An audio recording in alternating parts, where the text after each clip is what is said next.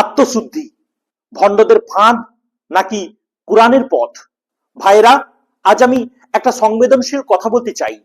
এই যে আজকাল ওয়াজ মাহফিলে আত্মশুদ্ধি আত্মশুদ্ধি শব্দটা খুব শোনা যায়, বাস্তবে এর বেশিরভাগই কোরআন সুন্নাহ থেকে বিচ্যুত। অনেক বক্তা বলেন, ভাইরা চোখ বন্ধ করেন, দম নেন, দম ছাড়েন, নফস পরিষ্কার হয়ে গেল। কোন শায়েখ বলেন, আপনি আমার দিকে তাকান, আমি আপনার অন্তর পরিষ্কার করে দিচ্ছি। আবার কোথাও বলা হয় বিশেষ জিকির, বিশেষ সংখ্যা, এটাই নফস পরিশুদ্ধির পথ। কিন্তু ভাই, রাসূল সাল্লাল্লাহু আলাইহি সাল্লাম কি কখনো এভাবে কাউকে আত্মশুদ্ধি শিখিয়েছেন? সাহাবারা কি এমন করতেন? আজকে মানুষকে বলা হয় মুরিদ হলে নফস পরিষ্কার, শায়েখের হাতে হাত দিলে গুনাহ মাফ। কিন্তু কোরআন সোজা কথা বলে, আল্লাহ যাকে পবিত্র করেন তিনিই পবিত্র। আল্লাহ ছাড়া কেউ কাউকে পবিত্র করতে পারে না। সূরা আন-নিসা আয়াত নম্বর 49। আর আজকের আত্মশুদ্ধি প্রোগ্রাম অনেকটাই আবেগ, কিছুটা ব্যবসা আর বহুটা উদ্ভাবন।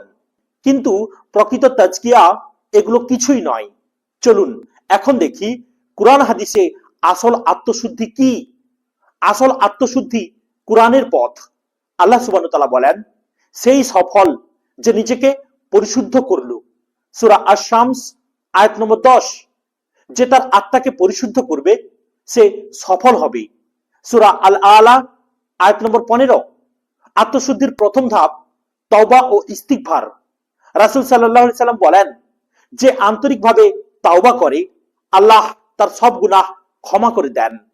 ইবনু মাজাহ হাদিস সংখ্যা 4250।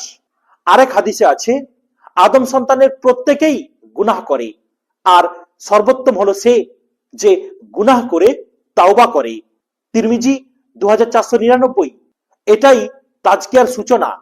সাহাবারা রাতের অন্ধকারে ঘরে বসে নিজেদের ভুল নিয়ে ভাবতেন, এটাই মুহাসাবা।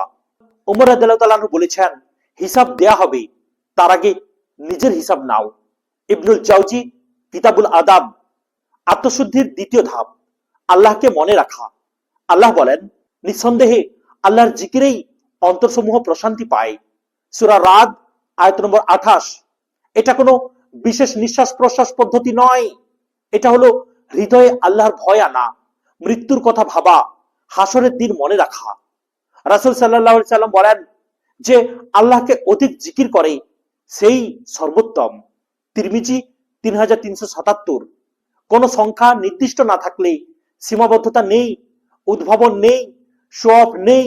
অর্থাৎ হাদিসে যদি কোনো সংখ্যা নির্দিষ্ট না থাকে, মানে এতবার অমুক পড়ো, ততবার সেটা পড়ো, এতবার অমুক করো, এভাবে যদি তা না থাকে, তাহলে তার মধ্যে কোনো সীমাবদ্ধতা নেই।